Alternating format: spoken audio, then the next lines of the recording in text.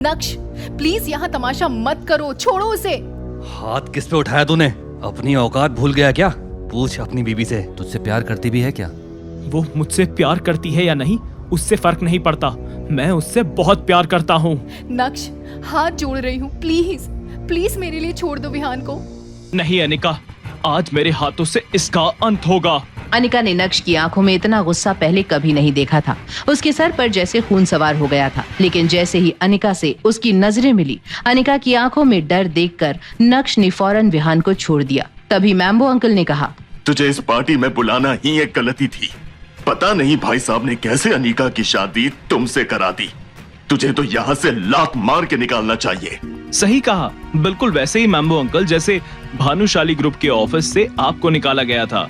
अच्छा, तो तुझे वहाँ के बारे में भी पता है? नक्श बहुत सह लिया तुझे, अब और नहीं। सॉरी मैम्बो अंकल, नक्श का वो मतलब नहीं था। रहने दो अनिका, कोई एक्सप्लेनेशन देने की जरूरत नहीं है। तुम्हारे ये मैम्बो अंकल पैसे के पीछे पागल हैं। मैम्बो अंकल के गुस्से का घड़ा भर चुका था। नक्श आगे कुछ कहता कि तभी मैम्बो अंकल ने एक जोरदार मुक्का नक्श की ओर घुमाया। मुक्का चेहरे तक पहुंचता कि तभी नक्श ने बड़ी आसानी से उनका हाथ हवा में ही पकड़ लिया। विहान, तुम्हारे प्यार का भूत उतर गया या मैं और उतारूं? ये सब क्या बदतमीजी है नक्श, गेस्ट को डरा धमका कर भगा रहे हो। माफ कीजिएगा दादी जी, पर इन सब की जिम्मेदार आप भी हैं। ये जानते हुए कि अनिका मेरी पत्नी है, आपने विहान या मैम्बो अंकल को रोकने की कोशिश तक नहीं की, उल्टा स्टेज पर खड़ी होकर तमाशा देख रही थी। नक्श के गुस्से से पूरे पार्टी हॉल में सन्नाटा पसर गया था। मैम्बो अंकल भी पीछे हट गए थे। विहान तो भीगी बिल्ली के जैसे कल्याणी दादी के पीछे छिप गया था। नक्श आगे कुछ कहता, तभी उसकी सासू माँ चित्रा ने उसे जोर का एक थप्पड़ मारा। बदतमीज, तुम्हारी हिम्मत कैसे हुई मम्मी जी से ऐसे बात करने की? तुझे हम यहाँ लेकर आए और तू हमारी ही इज्जत हवा में उछाल रहा है। तू शायद भूल गया है। ठीक कहा मम्मी जी आपने, मुझे लगा था कि एक दिन शायद आप लोग मेरी अहमियत समझोगे, पर अब और नहीं। आज से मेरा और जावेरी खानदान का कोई लेना देना नहीं। जा रहा हूँ मैं, और अब तभी लौटूंगा जब कल्याणी देवी मुझसे माफी मांगेगी। इतनी बड़ी स्पीच दे दी तूने, अब उसका एप्रिसिएशन तो बनता है।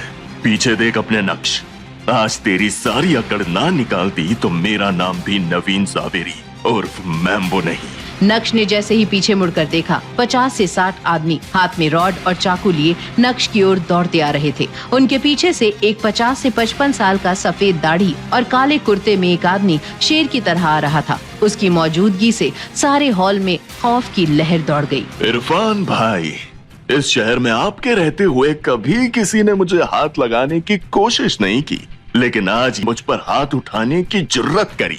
बस कर मैम्बो, और कितना मक्खन लगाएगा? तूने मुझे मदद के लिए बुलाया, मैं आ गया। अब बता कौन है वो? वही जो आपके सामने खड़ा है इरफान भाई। तू कहीं देखा देखा सा लगता है, पर अब किसी और को नहीं दिखेगा। तू गुजरात शहर में रहकर मुझे नहीं जानता क्या? हाँ, तुझे भी जानता हूँ और समझ सकता हूँ। ये तू नहीं, तेरी जवानी का खून उबाल मार रहा है। अब आपकी डायलॉग बाजी खत्म हो गई हो तो आगे क्या करना है वो बता दीजिए प्लीज। मुझे आप लोग के सामने बीन बजाने के अलावा और भी काम है। नक्श इससे आगे कुछ बोलता उसके पहले इरफान भाई का चाकू नक्श की गर्दन पर आ गया और वहाँ खड़े इरफान भाई के आदमी सिर्फ उनके इशारे का इंतजार कर रहे थे। ये सब देख रही अनिका और चित्रा सहम गई थी और वहीं मैम्बो अंकल की खुशी बढ़ती ही जा रही थी। क्या नक्श का ये एटीट्यूड डाल देगा उसकी जान को खतरे में? कैसे करेगा नक्श इतने लोगों का अकेले सामना? क्या इस हादसे के बाद बढ़ जाएगा अनिका के दिल में नक्श के लिए प्यार या बढ़ेगी दूरियां? ये जानने के लिए देखिए अगला एपिसोड सिर्फ पॉकेट FM के YouTube चैनल पर, और इंस्टा एम्पायर के सारे एपिसोड्स को सुनने के लिए डिस्क्रिप्शन में दी गई लिंक से डाउनलोड कीजिए पॉकेट FM ऐप।